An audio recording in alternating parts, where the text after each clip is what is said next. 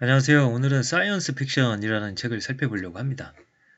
사실은 이제 최근에 이 호르몬 관련된 책들을 연달아서 보려고 했는데, 살펴보려는 책의 문제점이 발견이 돼서, 이 사이언스 픽션이라는 책으로 대체를 하면서 또 관련된 내용을 살펴보도록 하겠습니다.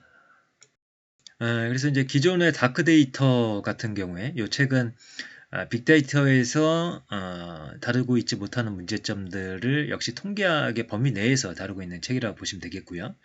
센스 메이킹 같은 경우에는 빅데이터가 다루지 못하는 부분들, 더 두꺼운 데이터들을 문화적인, 역사적인, 인류학적인 관점에서 보완할 수 있다라는 관점에서 쓴 컨설팅 업계의 사람이 쓴 책이고요.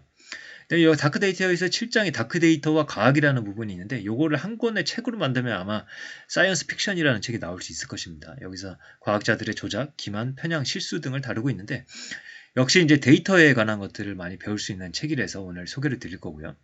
그다음에 내러티브 앤 넘버스는 투자자분들이 많이 보시는 책인데 숫자를 다루는 것과 스토리를 다루는 것, 이 두 개를 같이 가져가야 된다라는 그런 입장에서 기술한 책입니다. 역시 가치 투자의 대가라고 하는 이 다머다란이라는 분이 쓰신 책입니다. 그래서 오늘 말씀드리려고 하는 이 에이미 커디라는 이 하버드 대학교의 사회심리학자, 이분은 이런 연구를 통해서 굉장히 유명해졌습니다. 자신감 있는 자세, 파워포징을 2분간 취하는 것만으로 테스토스테론이 25% 증가하고 마음이 좀 더 자신감을 갖게 된다. 이런 강연을 통해서 테드에서도 굉장히 호평을 받았었고 유명세를 치르게 됐었는데요. 그리고 국내에서도 그녀의 책이 이제 출판되기도 했었죠. 근데 그녀의 연구에 문제가 있음이 드러났습니다. 그 과학에서 중요한 거는 어떤 연구 결과에 대해서 그 연구 결과를 다른 사람들이 재현할 수 있느냐가 굉장히 중요하거든요. 재현할 수 없다라면은 그 연구는 결코 과학적이라고 말할 수 없는 것이죠. 이 에이미 커디의 연구를 2015년에 다른 과학자 그룹에서 이 반복 재현하는 실험을 진행을 했는데 그 결과 주관적인 측면에 있어서는 자신이 좀 더 강력해진다는 느낌을 받기는 했습니다. 하지만 테스토스테론이나 코르티솔 같은 호르몬의 변화는 확인할 수가 없었죠.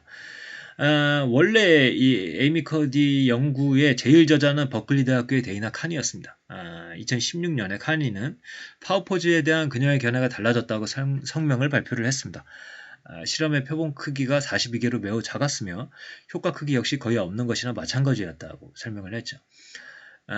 그리고 이 연구 결과도 문제가 있었던 것이 유의미한 결과를 얻을 때까지 표본을 계속 추가를 했다고 합니다. 그리고 일부 참가자를 제외시키고 튀는 데이터를 제거를 해서 그러니까 사실 데이터 조작에 가깝다고 볼 수도 있겠죠. 그리고 여러 번 측정했는데 P값이 가장 낮았던 경우만 보고했다. 그 중에 하나만 골라서 발표를 한 거죠. 그러다 보니까 다른 과학자 그룹이 이것을 재현을 하려고 했을 때 실패하게 되었던 거죠. 그래서 과학적이라고 부를 수 없게 되는 것이죠. 여기에 대해서 에이미 커디가 추가적인 연구를 진행을 합니다. 그리고 파워포징이 사람들에게 강력해진 느낌을 준다라는 것에 대한 연구 결과를 발표를 했죠. 하지만 역시 파워포징이 사람들의 호르몬 변화에 영향을 준다. 라는 부분에 있어서는 역시 아직까지는 불충분한 그런 연구 결과를 내놨습니다. 어쨌든 에이미 커디의 어떤 위세가 조금 꺾이긴 했지만 여전히 활발하게 활동을 하고 있고 사람들에게도 많이 언급이 되고 있는 상황이라고 보시면 되겠습니다. 근데 이런 일이 굉장히 과학계에서는 흔한 일이라는 것을 이 책에서는 이제 이야기를 하고 있습니다. 예를 들어서 100개의 논문에 대해서 반복 재현 시험을 했는데 이 결과가 2015년 사이언스에 발표가 됐습니다. 이 중에서 39%의 연구만이 재현에 성공했다. 그리고 네이처와 사이언스, 그러니까 2대 종합과학저널, 여기에서 이제 21개의 논문을 대상으로 해서 역시 다시 재현을 시험을 해봤더니 62%가 재현에 성공을 했다고 합니다. 그리고 경제학 논문 같은 경우에는 이전 결과를 반복 재현하는 연구의 비중이 0.1%에 불과하고 심리학 분야에서는 1%를 조금 넘는 정도로 역시 형편없는 수준이다 이렇게 이야기를 하고 있습니다. 그리고 암전의 과학자들이 53편의 획기적인 임상전 암 연구 논문을 대상으로 해서 재현을 시도를 했는데 11%만을 재현에 성공했다. 그리고 또 다른 연구에서 71개의 심리학 논문을 점검했고 그중 절반의 논문이 최소한 하나 이상의 불가능한 숫자를 포함하고 있음을 발견을 했습니다. 그리고 20%는 여러 개의 불가능한 숫자를 포함했다. 이거는 데이터를 분석하는 데 있어서 조작을 했거나 혹은 실수가 있었다는 것을 보여주는 것이죠. 그리고 8개 저널에 5087개의 의료 연구 논문을 조사를 했더니 5%는 의심스러운 데이터를 포함하고 있었고 적절하게 무작위하지 못한 이유로 인해 실험 자체가 완전히 의미 없어질 정도의 심각한 문제를 안고 있는 것이라고 우리가 보면 되겠죠. 그러니까 이제 무작위하지 못하는 것은 이제 문제가 있죠. 예를 들어서 어떤 집단, 두 집단을 놓고선 하나의 변수만 다르게 해서 그것을 실험을 해야 되는데 예를 들어서 두 집단이 완전히 다른 연령대라던가 다른 성별 혹은 다른 지역에 사는 사람들을 대상으로 하면은 다른 변수들이 개입을 할 수가 있는 거죠. 그래서 적절하게 무작위하지 못하는 것에 대한 문제가 있을 수가 있는 것이죠. 그러니까 과학계에 이렇게 많은 문제들이 있다라는 겁니다. 데이터 조작의 경우를 살펴보죠. 디데렉 스타펠이라는 학자가 있었는데 이 사람이 연구를 수집하는 대신에 그냥 자신의 집에서 머릿속으로 생각한 결론을 뒷받침하는 숫자를 임의적으로 스프레드시트에 입력을 한 거죠. 이게 걸렸고 그가 이전에 발표했던 58편의 논문이 모두 철회가 되었습니다. 그리고 일본의 마취과 의사인 후지 요시타카도 183건 이 논문이 철회가 됐고 그의 데이터 역시 조작이 되었었던 거죠. 그래서 이제 설문조사를 했을 때 1.97%의 과학자들이 적어도 한 번은 데이터를 조작했다고 시인을 했습니다. 그런데 이 또 다른 연구에서 실제로 또 다른 질문에서 실제로 데이터를 위조한 다른 연구자를 알고 있는지 물었을 때 이 수치는 14.1%까지 뛰어올랐다. 그러니까 자기 자신을 대상으로 해서 데이터를 조작했다라는 것은 익명의 조사를 해도 사실은 솔직하게 얘기하기가 힘들겠죠. 근데 주변에서 데이터를 조작하는 것을 본 적이 있는가라는 질문에는 좀 더 솔직하게 대답할 수 있겠죠. 그게 이제 14%까지 뛰어오른다는 겁니다. 그래서 이제 픽값에 대한 얘기를 해보죠. 당신의 가설이 사실이 아닌데도 순수한 노이즈로 말미암아 여러분이 얻은 것과 같은 데이터가 나타날 가능성. 이 이제 피셔는 통계적으로 유의미한 픽값의 임계값을 0.05로 정해야 한다고 제안했다. 거짓 양성 오류가 발생할 확률을 5% 이상으로 허용해서는 안 된다는 의미로도 볼 수가 있습니다. 근데 임의적으로 설정을 한 거죠. 근데 이제 과학에서는 이 0.05가 절대적인 기준으로서 작용을 하고 있죠. 그래서 이제 연구자들이 이 0.05 미만의 픽값을 얻을 때까지 계속 실험 결과에 대한 분석을 반복하기도 하고요. 그 다음에 두 번째 방법은 결과가 알려진 후에 가설을 세우기도 합니다. 하킹이라고 하는데 예를 들어서 무작위로 총을 쏜 다음에 우연히 서로 가까이 있는 몇 개의 총알구멍 주위에 관역을 그린 다음 애초부터 그것을 겨냥하고 쏘았다고 주장을 하는 것입니다. 그러니까 과설을 세우고 나서 실험을 설계하고 그 연구를 진행하는 것이 아니라 일단 실험을 진행한 다음에 결과값이 나오면 그것에 대해서 그 결과를 만족시키는 가설을 나중에 세운다는 거죠. 이런 것들이 다 비과학적인 방법이다. 논문에 실린 픽값을 모두 모아서 그래프를 그려보면 이상한 현상, 이상하게도 0.05에 가까워지면서 갑작스럽게 그래프가 튄다. 이것은 아마도 픽값의 임계치인 0.05선을 통과할 수 있도록 과학자들이 연구 결과에 손을 댄 다음에 투과하는 것으로 의심할 수 있다는 거죠. 역시 이제 데이터 조작에 대한 이야기이고요.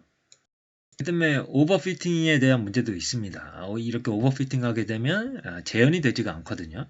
예를 들어서 이제 과학자들은 픽값이 0.05 미만으로 나오게 하는 그런 데이터 분석법을 선택하게 된다.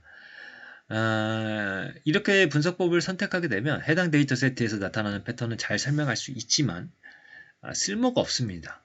결국에는 우리가 어떤 그 패턴을 발견했을 때 그 패턴이 미래에도 맞아야지 의미가 있는 거 아니겠습니까? 혹은 다른 데이터에도 잘 들어맞아야 되는데 이 특정 데이터가 아닌 일반적인 현상에 대해서는 우리에게 알려주는 것이 거의 없는 것이죠. 그래서 이 과학에서 정작 추구해야 할 일이 세상에 대한 일반적 진리를 찾는 것이라고 본다면은 쓸모없는 짓을 하는 것이라고 볼 수가 있겠죠. 예를 들어서 밑에 이제 그래프를 보시면은 강수량을 보여주고 있거든요. 이제 뭐 1월, 2월 뭐 등등 이제 시간이 지남에 따라 강수량을 보여주고 있는데 거기에서 이제 짝대기 하나 그은 모형으로는 사실은 제대로 설명을 하지 못하죠. 이런 것은 언더피팅이라고 이야기를 할 수가 있고요. 거기서 이제 밑에 타원형으로 되어 있는 그런 모델은 데이터를 잘 설명하고 있죠. 비교적 잘 설명하고 있고 적합하다고 볼 수가 있겠습니다. 이런 데이터를 통해서는 내년에 대한 어떤 이 강수량도 어느 정도 예상을 해볼 수 있을 것입니다. 근데 세 번째 오버피팅 된 거를 보면은 완벽하게 이 데이터를 설명하는 모형을 만들지만 이 모형은 내년에 잘 들어맞지 않겠죠. 너무 이제 상세하게 이제 그었기 때문에 내년에 조금씩 상세하게 세밀하게 달라지는 데이터들을 오히려 잘 설명하지 못할 겁니다. 이런 경우를 오버피팅 됐다고 이야기를 하는 거죠. 근데 이제 이렇게 오버피팅 하게 되면은 0.05 미만의 값을 얻을 수가 있어서 그 연구 결과가 굉장히 합리적이다, 합당하다, 의미가 있다라고 해석될 여지가 있기 때문에 과학자들이 이런 유혹에 이제 빠질 수가 있다라는 겁니다. 역시 이제 데이터 분석에 대한 이야기를 한 거고요. 그리고 이 연구 자체의 편향이 이제 작동할 수가 있습니다. 예를 들어서 미국의 경우 등록된 의료 시험 중에 3분의 1 이상이 제약업계의 자금 지원을 받는 연구였습니다. 이런 경우에는 사실 이 긍정적 효과를 보고할 가능성이 더 높은 것으로 나타나는 거죠. 그래서 이 정부나 비영리 단체가 자금을 지원하는 연구, 그다음 제약회사가 자금을 지원하는 연구를 비교를 해보면은 이 제약회사들의 자금 지원을 받는 연구에서 긍정적 효과를 보고하는 비율이 1.27배나 더 높았다. 사실 뭐 제가 제약회사에 돈을 받아서 연구를 진행한다고 하면은 그 담당자랑 계속 만나야 되고 돈을 받아야 되고 그런 과정 속에서 굉장히 호의적으로 이제 일할 수밖에 없을 것 같아요. 그런 것들이 이제 연구 결과에 영향을 미친다는 거죠. 그 다음에 무작위는 아까 말씀드렸고, 블라인딩 같은 경우에는 이제 A와 B 그룹으로 나눠서 이제 실험을 진행을 하는데, A라는 그룹은 뭐 우리가 만들고 있는 제약에 대한 약제에 대해서 약제를 먹은 사람들이다. B는 아니다. 그러면 A라는 사람들에게 좀 더 잘해주려고 하고 그렇게 무의식적으로 발동을 하거든요. 그래서 A라는 그룹과 B 그룹이 어떤 그룹인지에 대해서 알려주지 않는 블라인딩 과정이 필요하다. 이런 것들이 없다라면은 엄청나게 큰 표본 크기의 연구조차도 잘못된 결론으로 흘러갈 수가 있다. 물론 표본 크기가 중요하지 않다는 말은 아니다. 표본 크기도 중요하다. 얼마나 많은 동물들을 대상으로 실험할 것인지를 결정하는 과정을 밝히고 있는 논문은 0.7%에 불과하다고 합니다. 그래서 미로 탐지 능력에서 기대하는 상별 효과가 나타나는 만큼 실험이 충분한 통계적 검증력을 가지려면 134마리의 쥐가 필요하다. 하지만 관련 실험에서는 평균 22마리의 생쥐를 대상으로 연구를 실시했다는 사실이 밝혀졌다. 그러니까 너무 이제 조금 양이 적은 거죠. 표본이 너무 작다. 그런 경우에도 문제가 될 수 있는데 그 표본 크기에 대해서 제대로 밝히지 않는 그런 연구들도 많이 있다라는 것이죠. 게다가 이런 과학계의 문제들을 증폭시키는 것은 언론이죠. 언론에서는 과장 보도를 많이 하게 되는 거죠. 예를 들어서 쥐에서 발견한 것을 인간까지 연결시키려면 많은 단계를 거쳐야 한다. 이것은 수십 년이 걸릴 수도 있는 고된 과정이다. 그리고 쥐에서 얻은 결과의 약 90% 정도는 인간에게 적용되지 않고 사라지게 된다. 보도자료의 33%는 그들이 관찰한 단순 상관관계가 마치 원인과 결과를 밝힐 수 있도록 무작위와 과정을 거친 의도적 실험으로 얻은 것처럼 보이게 만들었다. 그리고 2017년 한 연구에 따르면 언론 매체에서 다룬 건강 연구의 약 50%만이 사실인 것으로 최종 확인됐다. 임상 시험 결과에서 효과가 없었는데도 해당 논문들의 요약부 중 68%, 본문 중 61%가 치료의 이점이 있음을 강조하는 단어들을 포함하고 있었다. 그러니까 과학계에서도 연구 자체에 문제가 있을 수도 있고 그것을 논문으로 표현하는 과정에서도 문제가 있을 수가 있고 그 연구 결과를 언론에서 옮기는 과정에서도 문제가 있을 수가 있고 그것이 출판되는 과정에서도 문제가 될 수 있고 굉장히 심각하다는 것이죠. 이런 것들이 문제가 되는 이유는 여전히 과학자들과 베스트셀러 작가들은 반복적으로 그 연구들을 인용하고 있기 때문입니다. 그런 연구 결과들을 기반으로 일련의 유사 연구 베스트셀러 인기 서적들이 계속해서 발표되는 악순환의 고리가 만들어지게 됩니다. 그래서 사실 저도 뭐 조금 반성해야 될 부분이고 부끄러운 이야기지만 아까 말씀드린 에이미 커디의 이야기에 대한 그 팔로우업을 제대로 하지 못했고 그래서 최근까지도 그 연구 결과에 대해서 의심을 품지 않았고 몇 년에 걸쳐서 그 이야기를 하고 다녔습니다. 그래서 최근에 낸 책에도 에이미 커디의 연구를 소개를 했었고 물론 그 주요한 메시지인 파워포징을 해서 자신감을 가질 수 있다는 메시지 자체는 통할 수가 있지만 그것을 호르몬과 관련돼서 이야기를 풀었다는 것에는 문제가 있을 수가 있는 거죠. 문제가 있는 거죠. 그래서 저희 역시 이런 악순환의 고리의 한 부분을 담당을 했기 때문에 그 부분에 대해서 계속 이제 잘못된 부분을 저도 먼저 알려드리고 그래야 될 의무가 있는 것이죠. 어쨌든 이 의학계에서 발생하는 재현성 문제는 굉장히 크죠. 특히 이 재현성 문제가 의학계에서 발생을 하면은 환자를 치료하는 방법에도 직접적인 영향을 미칠 수가 있기 때문에 굉장히 문제가 큰 겁니다. 오염된 셀라인을 사용해서 연구를 진행한 사례가 조사를 했더니 32,755편의 논문이 발견이 되었고 이 연구 결과들을 인용한 논문이 50만 편 이상에 이르는 것으로 드러났습니다. 이들이 잘못된 셀라인으로 연구한 것이 주로 암세포였기 때문에 얼마나 많은 혼란이 있었고 그 중에서 분명히 희생된 사람들도 있었을 거고 그렇기 때문에 사실 과학 분야에 있어서의 조작 사기에 대해서는 일반인들이 무심할 수가 있지만은 그 부분이 굉장히 중요할 수 있다. 그 부분들이 다 응용돼서 재확산돼서 많은 피해를 입힐 수가 있기 때문이죠. 그래서 이제 해결책으로는 뭐 예를 들어서 대학들이 그 대학에서 관련된 연루된 과학 사기 사건에 대해서는 자체적으로 조사하는 것을 막는 겁니다. 그래서 스웨덴 같은 경우에는 독립된 정보기관이 이거를 시행하도록 바꿔놨습니다.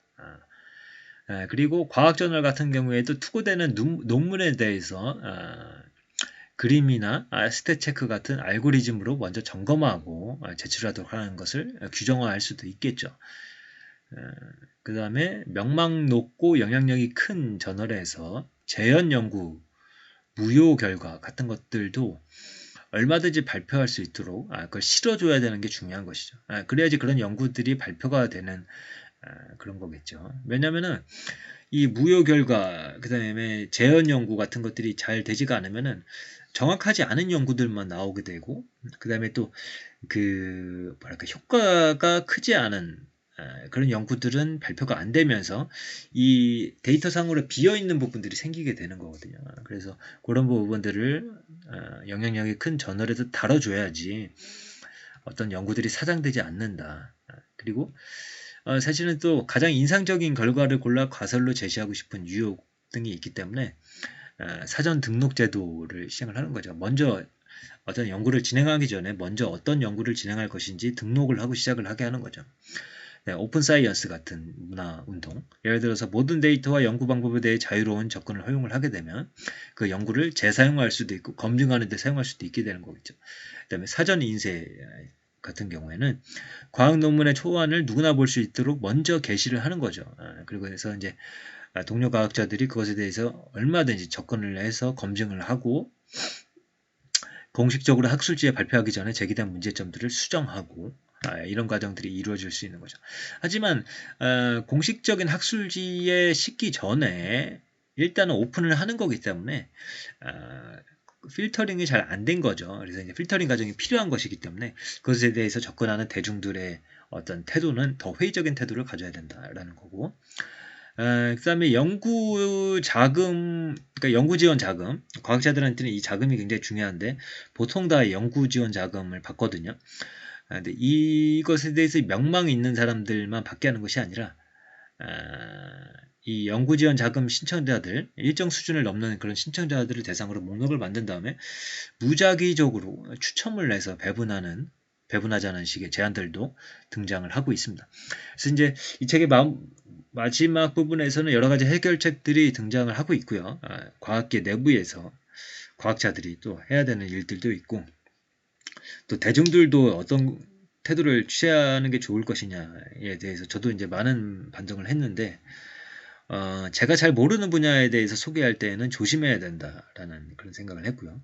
네, 연구 결과를 소개할 때는 그 연구 결과를 소개하는 사람의 어떤 신뢰성도 중요하지만, 왜냐면은 뭐 하버드니 뭐 유명한 대학교에서 연구를 했던 사람들도 다 문제를 일으키거든요. 그러니까 그것만이 답이 될 수는 없고, 그것에 대한 많은 후속 연구들이 있었는지도 좀 살펴봐야 될 것 같고요. 그 다음에 뭐 얼마나 많은 표본들이 있었는지도 체크하면 좋겠죠. 그래서 뭐 제가 일반인으로서 다 체크해 볼 수는 없겠지만, 그래도 노력은 해야 된다라는 생각을 하게 됐고, 그것을 소개하는 데 있어서 조심해야 되겠다라는 생각을 하게 되었습니다. 그래서 이 책은 뭐 과학 분야에 대한 이야기일 뿐만 아니라 데이터를 다루는 사람으로서의 태도, 연구 방법론 등에 대해서도 생각해 볼 수 있는 책이기 때문에 굉장히 좋은 책이라고 저는 생각을 하고 있고, 그다음에 많은 사람들이 봤으면 좋겠다는 생각을 하고 있습니다. 오늘의 리뷰는 이것으로 마치도록 하겠습니다. 감사합니다.